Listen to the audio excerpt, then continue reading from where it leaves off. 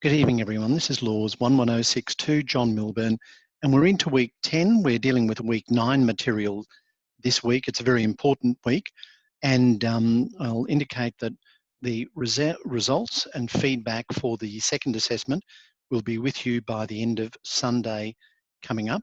So the last day for submission of work is Saturday evening, and I'll have the feedback and results back to you sometime on Sunday. Speaking of feedback, this is what I call Feedback Week. You would have seen the big red button, top right-hand corner of Moodle. Please go take some time, go onto that. I'm keen for you to provide feedback, but I'm also keen to receive direct feedback. If there's anything you wish to discuss about the way in which the unit is presented, the materials, the assessments, please let me know, and I'm happy to engage in a dialogue. One thing that I do want to remind you about is that throughout your uni studies and careers, please keep in mind ethical issues. I know I've mentioned this a few times, but it is important. If you haven't yet taken the opportunity to consider the Australian Solicitors Conduct Rules and the Barristers Rules, and if you haven't looked at the Ethics Centre on the Queensland Law Society website, I urge you to please do that now. You would have also now seen the information guide for the final take-home paper, and it's pretty it's pretty particular. It's more particularised than I often do, so that's good news and bad news. Good news in the sense that you've got a better idea of what's on the assessment. Bad news is that consequently I expect a higher standard of work, but don't let me put too much pressure on you. Enjoy the process, and please don't ignore the unit as a whole. Remember, the main objective is to learn in a way that you can use the material and go forward. So don't study in the final 2 or 3 weeks just for the exam.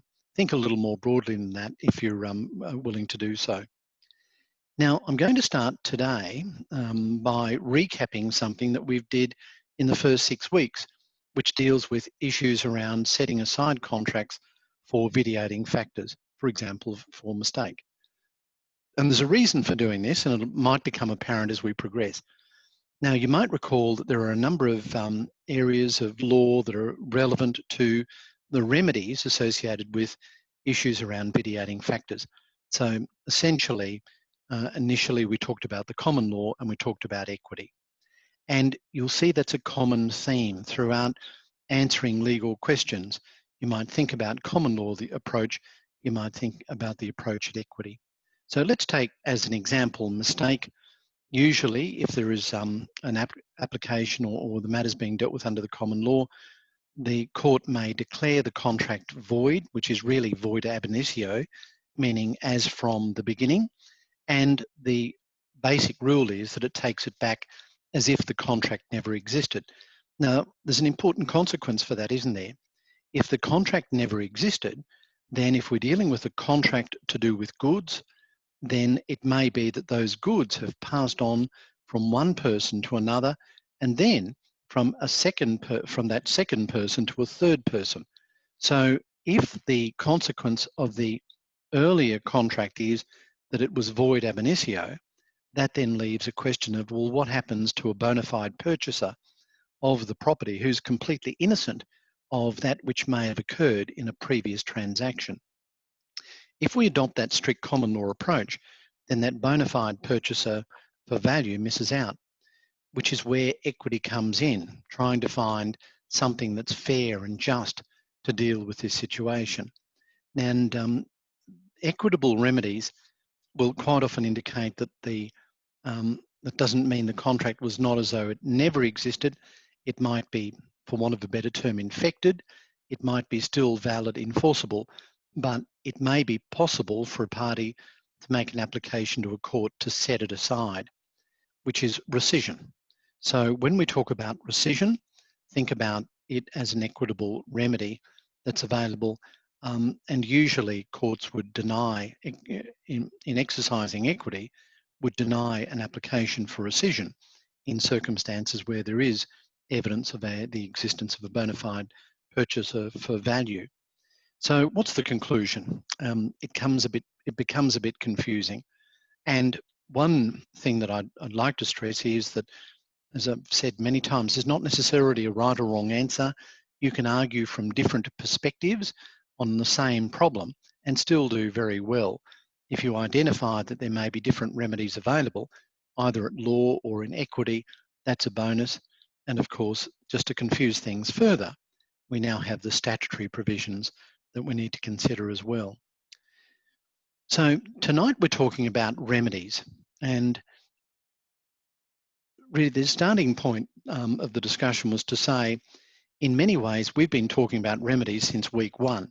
So this is not new work, but it is a consolidation of some work. And at this stage, what we're looking to do is deal with the issue of remedies from the perspective of what you could do if you're arguing in relation to vitiating factors, on the one hand, common law equity, for example, and if you're dealing with issues around termination and breach. And they're different issues. So right at the start, I think it was weeks 1 to 6 was to do with vitiating factors, 7 to 10 or something, 9, dealing with issues around causation, breach, restitution, etc. So have a look for this week's reading, which is really week 9 material, at chapters 23 of both the text and the casebook, and have a look at the key terms that you'll see in the study guides. Some of those: causation, which is the logical link between an event and a later outcome, whereby one event leads to or causes the outcome. So causation is a term of art in law. It's important. Have a feel for it. Use that term where appropriate. Think about what is involved in a breach, and bear in mind that a breach may not be a single event. So we do talk from time to time about a continuing breach, which is where something will happen where there's a failure to comply with the contractual obligations, and it's an ongoing thing. Another key term is restitution. It's equitable, and it's where a party has become unjustly enriched during the contract dispute, and it's an equitable remedy to ensure that they're not unfairly advantaged as a result of that. Remember, of course, the distinction between termination and rescission, and bear in mind the word repudiation and that interplay of termination and repudiation that we discussed last week. Think about some of the equitable remedies, and in particular specific performance. Undertakings are always relevant. And then there's damages, which is, as we discussed earlier, primarily a common law remedy, but it can be an equitable remedy. Think about the Civil Liability Act that we discussed a week or 2 ago. So the terms that we use are really quite important, because we need to understand them, and we need to use them with a degree of precision where we can. And if you can use the technical term in answering a legal problem, please do so, because that will indicate that not only are you getting a feel for the terminology that's correct, but you're also brave enough to use that. And, you know, one of the things that sadly I do see on papers is almost a throwaway statement. You know, when please advise X, I would advise X to claim damages. Well, what does that mean? Are we talking equitable, common law? What's the basis of the claim? So we need to be a little more sophisticated than that as we work towards the final answer. Now, of course, we've discussed a few times this issue around rescission versus termination, and rescission is quite different, we know now, to termination. So termination cuts off a contract from the termination point onwards. Rescission is an equitable remedy, and a valid rescission can be used as a defence against an action like specific performance. So termination is distinguished from rescission. Rescission is the right to repudiate or rescind the contract that is voidable because of some vitiating factor, weeks 1 to 6, mistake, misrepresentation. Termination represents a point where the contract has ended, and that might be through performance or agreement. But more likely in the context of an argument, it will be in the context of termination through arguing that the other party has repudiated the contract. So hopefully you're starting to get a feel for those terms and you feel confident that you can use them. Now, termination of a contract where there's a breach of an essential term is probably the most common type of termination.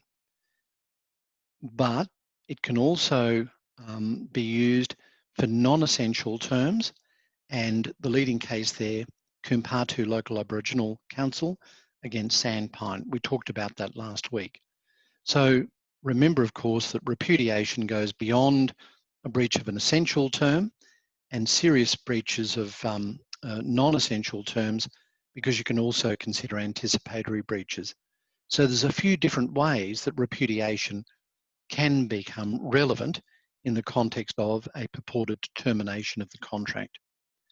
All right, now rescission, coming back to that, is ab initio, and the remedy of rescission doesn't just end the contract, it involves unravelling the contract, returning the parties to the position they were in prior to entering into that contract. So ideally, neither party would benefit and neither would suffer as a result. But there are some limitations on rescission. You'll recall that it must be possible to return the parties to their original position. I think Alati and Kruger was a case that we discussed in that regard. And the innocent party must not have affirmed the contract, and we talked about that as well. You might recall the case of Sargent and ASL developments. And all of these things are sometimes relevant within the context of the timing. And bear in mind that parties sometimes may not have the ability to terminate because they've elected to affirm, or sometimes they may not have the ability to terminate because of an unreasonable delay, or latches, as we call it. Now, I know I'm moving very quickly, but what I'm trying to stress in a way is that if you haven't already got your head around some of these terms and developed some flowcharts or some lists, then now's the time to do it, because when you're trying to answer the legal problem in the final exam, it's just too difficult to then start to think about what these terms mean. So you'll certainly need to understand the difference between termination or rescission. Nothing new about that. Talked about it tonight, talked about it on many occasions throughout the unit. And as I mentioned, there's a choice between remedies. For example, in real estate transactions, you know, the rights of a buyer or seller might be affected by the common law, they might be affected by equity, they might be affected by statute, and in conveyancing contracts, they would certainly be affected by the standard conditions. So there you've got 4 different avenues of arguing certain things. And you've then got to sort of sort out some priorities in your own mind. I've given you a hint before when I've said, when I was supervising conveyancing within various firms, the first thing I would do is ask people to look at the contract. So I think that where there is a contract, and this is of course a unit about contract, look at the standard or the conditions of the contract first, then try to work in these issues around common law, equity and statute from there. So it's not conveyancing course, but if you're familiar with the conveyancing contract, you'd be aware that one of the terms is that in certain circumstances where a party breaches a condition, the aggrieved party must elect to either terminate the contract or affirm the contract. So I've been talking about termination versus rescission. I've talked about termination within the context of repudiation. Now I'm talking about termination in the manner that it's contrasted to affirmation or affirming the contract. And I mentioned that earlier in the sense that if a party is relying upon a termination, then they've in a way got to discount an argument that might be used by their opponent, that it's too late for them to purport to terminate because through their words or through their actions, they've already affirmed the contract. And you can't do both. It's either one or the other when it comes to termination or affirmation. And all of these arguments typically come to the fore when one of the parties makes an application or brings the matter to a court. Now, it may be that the party is seeking damages, either at law or equity, but more likely it's going to be something like an injunction or specific performance. So when we're talking about remedies, we need to think about the legal context and the actions of the parties in the context of what they can do about it. Wow, I know I'm moving fast, but we've got a lot of material. I'll take a breather for a sec and ask cautiously if anyone has any questions or comments. Are your heads spinning, or have you done enough reading that you're following this and you're on top of it? All good? All right. We'll continue. So in the standard conveyancing contract, there are a whole range of abilities for a party to terminate the contract, failure to give notice about various things, or to settle the transaction, etc. But what you will often find is that where there's a contract, it doesn't actually specifically say this clause is a condition, this clause is a warranty, this clause is a warranty that can act as an essential term at times, and other times it's not. So the thing is, it varies, you see, and it's not always clear. So the contract may not disclose exactly the nature of its legal effect, if I can use that term.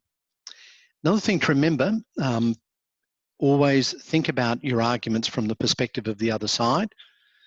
And one of the typical arguments we see when a party is claiming some form of remedy is for the other side to say, well, you can't claim that because you didn't appropriately establish that in any event you were ready, willing and able to perform the contract. And they may be excused from doing so if the other party intimates before the time for performance that they don't have to be ready, willing and able, which is really an anticipatory breach. But if there's not that, then the party, the aggrieved party, needs to establish that they were ready, willing and able, say, for example, in conveyancing, to settle the transaction. And I hope that makes some sense. Again, think about your flowchart, think about the arguments that you can use either way when you're dealing with a contract dispute problem. And in terms of equitable remedies, we've talked about a few concepts. A very important one that crops up very often throughout all of your legal studies is estoppel. And estoppel can take different forms. We dealt with this earlier in the unit. Generally, we think about estoppel in the context of equitable or promissory estoppel. And if we're doing that, then you might think about how that works in as a way to restrict a party's right to terminate. In other words, I've said if you're trying to argue against someone who's purporting to terminate the contract, the first things you should be thinking about are, well, have they lost their right to terminate because they've affirmed? Have they lost their right to terminate because of unreasonable delay, latches? Have they lost their right to terminate because they are stopped from doing so? Which is really where we're trying to use equitable estoppel as a means of arguing against a party's right to terminate the contract. Another equitable principle that you've seen in the notes is principle of relief against forfeiture. And what that means is that essentially it can be unconscionable for a party to claim relief because the forfeiture provisions act as a penalty. So there's a few merging of concepts there, but set it out in your document to say, okay, if I'm arguing against this purported termination, you might think affirmation, delay, you might think equitable estoppel, relief against forfeiture. An example of a provision that deals with relief against forfeiture is from memory, section 124 of the Property Law Act. That's in the context of leases. Now, I mentioned that one of the key remedies available for any party seeking redress is damages. And you'll see damages in a lot of the units. You'll see this in torts, in civil liability. So it's a common thing that crops up. But damages ascertained in contract is slightly different to damages in torts, but there's a lot of similarities. So what's the basic rule regarding claiming damages? Well, basically it's in contract. An innocent party can claim for lost expectation under a contract of sale. So that's different to tortious damages. And the way in which it's achieved is by awarding the difference between the contract price and the market value of the property, as at the date of breach, is one way of doing it.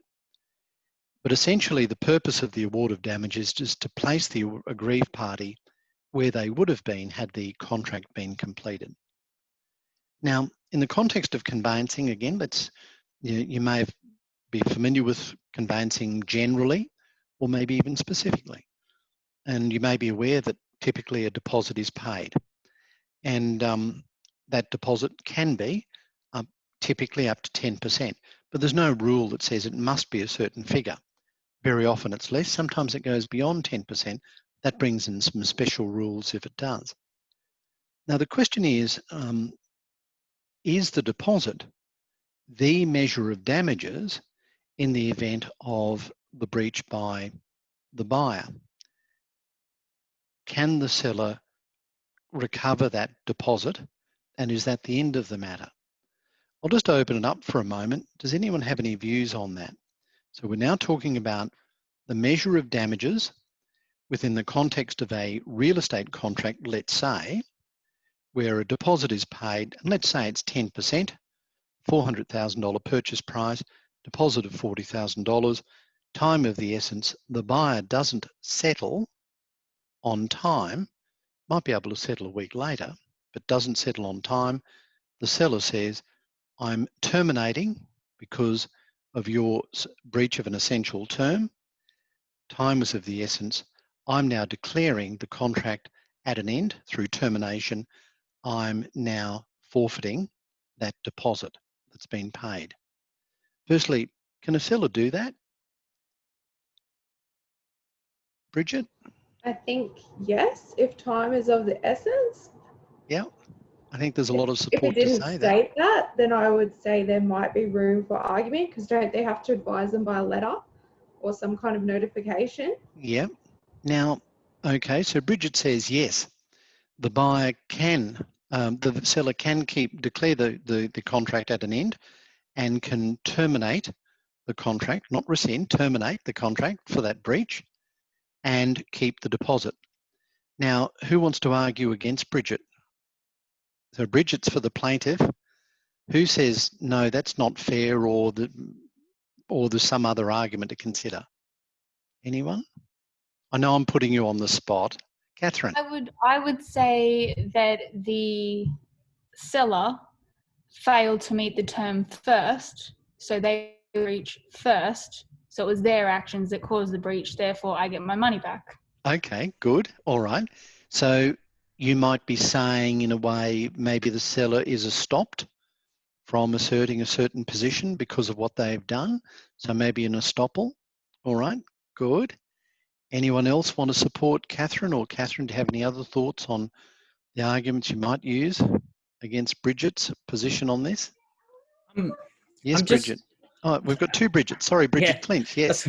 I'm just wondering if you'd have to make sure that there's no clauses that apply, because obviously there should be, like, the buyer will have circumstances that are pending for the settlement. So it could be pending finance, it could be pending sale of something else. It could be, so it could be reliant on something that might be able to get them out of that. And the court then says to you, yes, but your opponent did refer me to the clause that says time is of the essence. See what I mean? Right. As long as it's written in, like that it's pending the Yep, sale of no, the so other you'd have thing. to check the contract. Yeah. So I like your thinking there. Any other arguments that you could use? Bridget, Bridget's, oh, you're both Bridget C. How do I pronounce your surname, Bridget? Is it just It's Siziolka. Siziolska? Yeah. Right, I hope so. Bridget Siziolska is winning so far. Catherine, you've done a very good job. Bridget Clinch, you've done a very good job. Anyone else able to help them? What comes to mind as some arguments that you might use to try and avoid this $40,000 being lost to the seller who's terminated? Anyone else? Okay. Not so much an Yes. argument, but Mhm. I am curious about the point that Bridget Clinch made, Yes. because I thought and this might just be my misunderstanding, when you're buying a house and you put in the terms pending finance, like pending building and finance, I thought that was fairly much a coverall, that if the bank then says they won't give money, then that's it, it's done, like Yes. no problems. That's a very good point, except that in this, and this is where you'd probably want to put in some assumptions, but in this instance, for real estate conveyancing, typically the contract, let's say, is signed on day 1, settlement is due on day 28, and it's subject to finance, for example, by day 14. If on day 14, the buyer confirms to the seller that they have their finance, then that condition is then spent, isn't it? It comes to an end. So the contract becomes unconditional. So by the time that settlement is due on day 28, the buyers say, we haven't got our money. At 5 p.m. on day 28, the sellers, represented by Bridget Seskela, I'm sorry, Bridget, I forgot. You can just say Bridget Lee if it's easier. That's Bridget my middle Lee, name, thank and I you. just use that. Has said, no, we're terminating the contract and the deposit is lost. Are there any other arguments that you might think of? So, the moment you said time is of the essence, that's the moment yes. I went for the buyer, because I remember you saying that if a contract has that pretty much ties up the whole thing. Like once it says something like that, it's pretty difficult to go back and forth with it. And I think it's also really important to remember that the reason that someone loses their deposit in a circumstance like this is because the buyer has lost the opportunity to possibly sell the house to someone else. So based on what we've discussed tonight, even though I've flown through it pretty quickly, we've identified that there are a whole lot of different ways of looking at this, and we need to provide some clarity. So what I do like in some of the comments that we've had is we think about the starting point, what do we consider as the legal position? I think the starting point is the terms of the contract. Then we think about statutes. Then we think about common law, and then we think about equity, perhaps in that order. So we think about the terms of the contract, and we've had some good arguments about that advanced to deal with this problem. We also think about the process of termination. If a party purports to terminate and we're arguing against it, we've identified that there are a few things that you might want to consider. Number one is, have they lost their right to terminate as a result of some form of affirmation through words or actions? So we would ask the question, at any stage, did the seller indicate directly or indirectly or through their actions that they don't mind if settlement doesn't occur on time? Has there been something that we can argue affirmation? Has there been an estoppel? And there were some arguments advanced by Catherine and Bridget Clinch around that topic as well. Are they estopped from acting in the way? Have they affirmed the contract? Is another thing. Are they ready, willing, and able? We've mentioned that a few times. So you might argue that the seller acted in a way to terminate when they haven't established they were ready, willing, and able to do so. So the point of that little diversion is just to get you thinking about how what might seem to be a very simple scenario can become quite multi-layered and complex if we think about introducing these various arguments. But the only way to do it is to have some clear flowchart or list that works for you, ready to use in that regard. So within the context of damages, for the scenario that I put forward, just to advance that a bit more, the deposit does not of itself have to be the measure of damages, but typically a deposit is regarded as a genuine pre-estimate of the level of damages. But in the particular contract for real estate, sellers are not precluded to rely just on the deposit.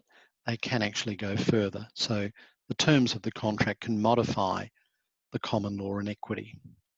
Now, remember, of course, that damages can work for both buyers or sellers, and there are a whole range of other things that might be considered available to them. Another we've talked about is specific performance. So let's assume the shoe's on the other foot, and now the seller refuses to settle. What can the buyer do about it? In a real estate transaction, they might want to bring an action for specific performance. And the reason they do that rather than necessarily damages is that they've contracted to buy a parcel of land, and land of its very nature is unique, isn't it? There might be, there might be a street with 8 blocks that are all pretty much the same, but that individual block is unique. And there are circumstances where that can be even more so, depending on the nature of the property. So if you want the seller, if you want the court to compel the seller to proceed with the contract, then you'd be asking for specific performance. But again, if you go to court asking for specific performance, you need to establish that you're ready, willing, and able to perform the agreement. Otherwise, the contract, the court won't give you that order that you want. And if you've already terminated the contract, then you may find it difficult to argue for specific performance, because by its nature, specific performance is one remedy that relies upon an affirmation of the contract that it should continue. So these are the sorts of issues that you need to consider. Now, I mentioned penalties, and the related topic to penalties is liquidated damages.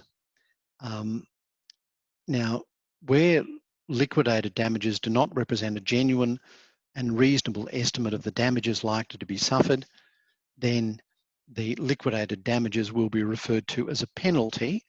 And if it's a penalty, they may not be enforceable.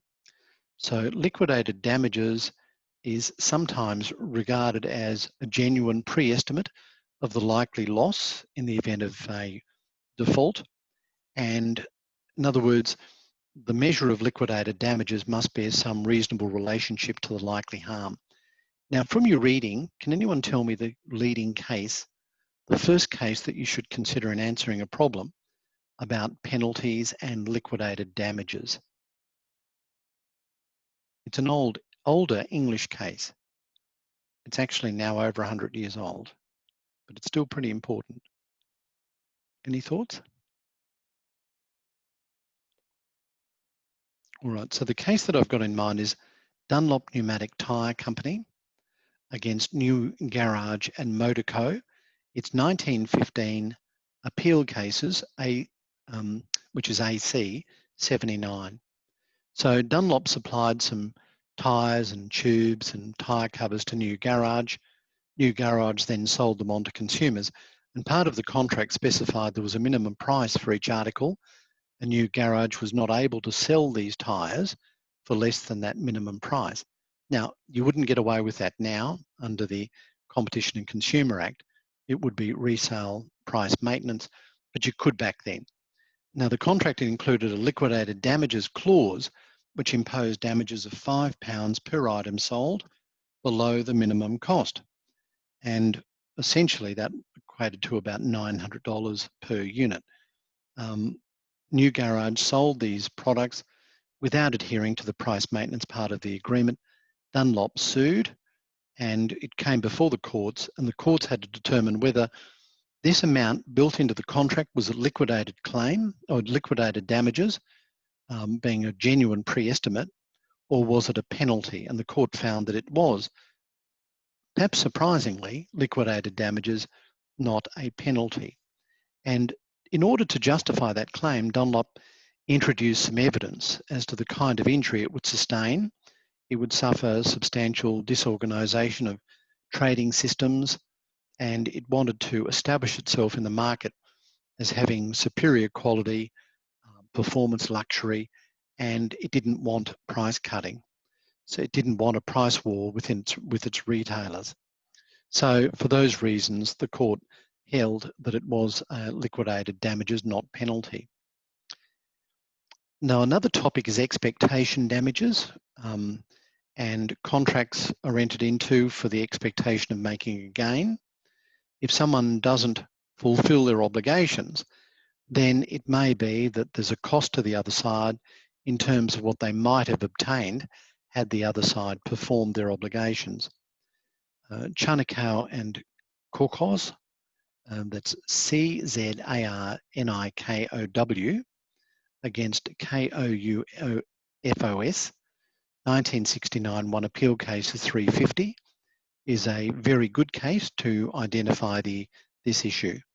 So Zarnikow chartered a ship owned by Kufos to carry a load of sugar for sale to merchants in the Middle East. Kufos caused a deviation of the ship's route, and that was a 9-day delay, and during that day, 9 days, another boatload of sugar arrived at the same port. So the market was now oversupplied, the price dropped, and Charnikow did not just want the 9 days interest. They wanted the difference between the price they were able to get and the price they would have got had the contract been completed in a timely manner, and the court accepted that claim. So it's a matter of considering also the expectation damages that may be available for a party where there's a breach of contract. And the question is determined objectively. So if a reasonable person could foresee the loss of expectation at the time the contract was formed, then expectation loss would likely be compensable in those circumstances. Which leads me into the next topic, which is, well, what is compensable? What is the amount that should be compensated? And that really comes back to this concept of causation that we introduced at the start of this evening. And it's really a but-for test. So but for the breach, compensation is for actual losses suffered and the loss of expectation under the contract. And there are two ways in which, both in law of contract and law of torts, the responsibility for loss is limited. So firstly, there's got to be the requirement of causation. You're not going to be liable or claim liability, as the case may be, unless there is a causation. And the onus is on the plaintiff to establish the causation. So that's one thing. And the second is the requirement for the loss or damage can't be too remote. So yes, it's got to be a cause, but it's got to be within a close proximity, not too remote. Now, does anyone know the leading case on this? The case that you really must, and it's from the 1850s, it's pretty old, but it's still the leading case that deals with the issue of remoteness of damages in contract. Hadley and Baxendale? Exactly, thank you very much. That's the one. Hadley and Baxendale, you really have to include this in any answer because it's still the test. And the question is whether the plaintiff can recover damages as may fairly and reasonably be considered either arising naturally, that is in accordance with the usual course of things, from the breach of contract, or may be reasonably supposed to have been within the contemplation of the parties at the time they made the contract. So it's a single rule. It has two branches, contrasting general damages, which is the first limb, and special damages, which is the second limb. So you really need to know this area of law when it comes to issues around compensation. So losses arising from the usual course of things, general damages, and losses reasonably supposed to have been in the contemplation of the parties, the special damages. If you want an example of how these special damages might be pleaded, I came across a case that I used to refer to a bit in practice, which is collar bar properties against Stitcher. It's 1983, 3 All England, 759. So that's collar bar properties and Stitcher. Now, it's not a case that is important for any general principles. It doesn't create anything new, but it just has some really good sample of pleadings, which shows you how these things might be done. You won't really need that for this unit, but you might need it for civil procedure in year 3. So keep that in mind if you want to get an idea of what pleadings look like. So Hadley and Baxendale, what was that all about? So Hadley contracted with Baxendale to carry a broken crankshaft to a manufacturer who was to use the broken shaft as a model to make a new one to replace the broken one. Now, the crankshaft had a key component of flour mill, was a key component of a flour mill operated by Hadley, and Baxendale didn't know that the crankshaft was the only one that Hadley had. Now, as a result, the flour mill would be sitting idle until the new one could be manufactured and installed. And delivery of the broken one to the manufacturer was delayed by about 5 days, and that meant 5 days, no profit for Hadley. The question was Baxendale liable for the lost profits during that 5 days, as well as for the delay itself? And the court came up with some general principles. These are the ones that you apply still now. So firstly, the defendant is liable for damages that occur naturally according to the usual course of things. That's the damage that's direct and immediately clearly demonstrated and linked to the damage. Secondly, liable for damages that might be within the contemplation of the parties, which are the special damages. So the first limb really means that one of two things must occur. Either the plaintiff must tell the defendant the special knowledge required to foresee the loss, or the plaintiff must know that the defendant has learned the special knowledge from some other source. So in this instance, it's hard to argue that the damage was, the question is whether it's within the normal course of things, and it can't be reasonably supposed to have been in the contemplation of both parties. And if that's the case, then it will not be compensable under the first limb.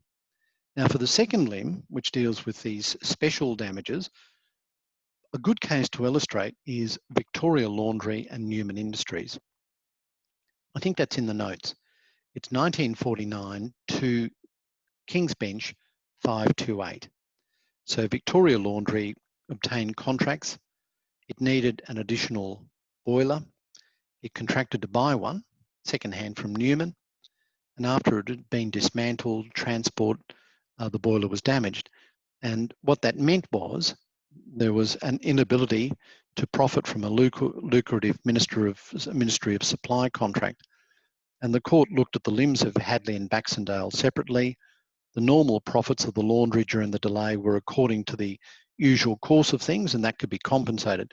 But the additional profits to flow from the contract were not within the usual course of the things because Newman didn't know at the time of the contract, and therefore on the second limb, the damages sustained were not compensable. While I've been giving you examples of financial loss, these concepts aren't limited to financial loss. Have a look at Baltic Shipping and Dillon. Baltic contracted with Dillon to provide her with a 14-day cruise. The ship sank on the 10th day, and Dillon successfully argued that the whole purpose of the contract was to provide her with, a pleasure cruise as a tourist. It wasn't a contract for mere transportation, and she was able to say that because the ship sank, the company failed to provide with the cruise, she found herself aboard a sinking ship, and she was able to claim compensation. Now, if you're arguing against a claim for compensation, one of the very first things you must always consider is mitigation. A plaintiff has a positive obligation at law to mitigate their loss. So you ask yourself, what have they done to minimise the damage? Let's take a simple example. someone signs a lease of a property for 12 months, they find they have to leave after 4 months, the real estate agent or the seller or the owner of the property then sues for 8 months of outstanding rent.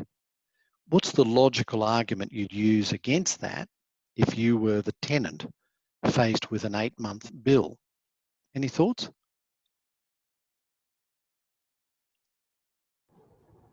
You would imagine that somebody else would be renting that within that period of time. Yes. Now, if the tenant has moved out and doesn't have the keys, the tenant may not have much of an ability to get someone else in to that property, but the landlord could. So the landlord has an obligation to mitigate their loss. Sure, because the tenant left early, they're now suffering a loss, but they've got to do something about it. And that's what mitigation's all about. So if you're arguing against a claim for damages, one of the very first things, think about mitigation. Another thing is to think about contributory negligence or contributory loss.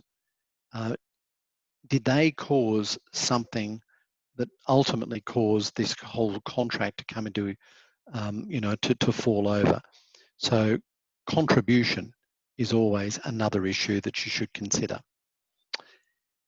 I know that's been a flying visit through the first part of Remedies. That concludes the commentary on week 9 material. There's a lot there. Next week, which is really the final week of substantive material, we'll be dealing with week 10 material, which deals with part 2 of Remedies, dealing with issues around restitution, which is equitable, equity itself, and we'll be talking about some of the ACL remedies, in particular section 18, which is the key issue for consideration. Week 11 material relates to international contracts. Now, that's not examinable, and you know what's in the exam because I've given you the exam guidelines. So we will touch on week 11, but only fairly quickly, and we'll probably do that in week 12 as we're wrapping up and providing a recap. So again, I apologise, there's been a lot of material to take in tonight, but before we sign off, and I know it's a bit early, but are there any questions, comments? Anyone wish to discuss anything? All good? All right. Can I just say, based on having marked many of the papers for the second assessment, that I was really pleased with the level of work.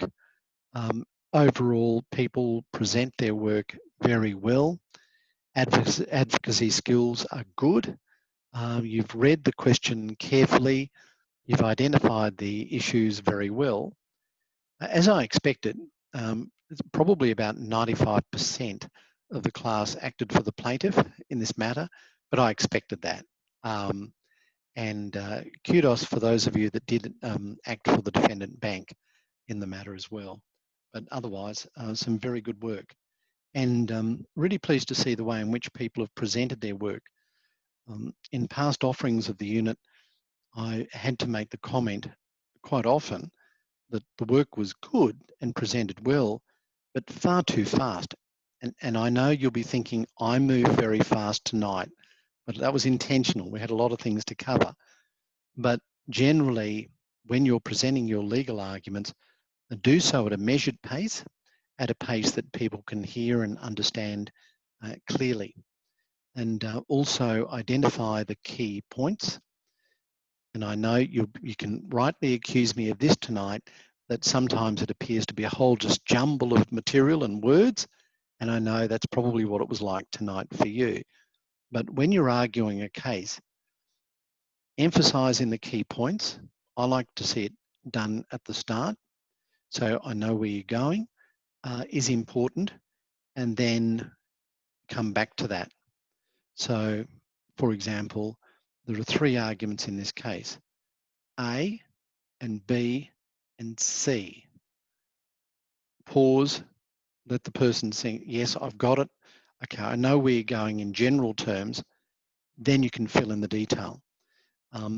It's not good advocacy if you leave the listener listening carefully, trying to work out where you're going, and sometimes, you know, if you're involved in a discussion with a person who's not a particularly good communicator, or pick on maybe some older people, may be prone to rambling. You don't know where the story's going, you know, and at the end of it, after this long discussion, then they sort of dive off into a different area, and that's what the point is. So you understand what I mean in terms of providing your advocacy, the work that you're presenting. Do try to be focused as much as you can. And I do hope that you enjoyed that second exercise, and it was something a bit different. The way in which I'll provide the feedback will be different on this occasion, so I'll provide written feedback rather than oral feedback. And I've included in there some notes that might help you in terms of general advocacy and other matters for units down the track. Okay, all good? All right, so some of you have got to leave for 7 o'clock. We'll end the session now. We'll get those papers out to you on Sunday. Otherwise, we'll look forward to seeing you next Thursday night. All the best. Bye.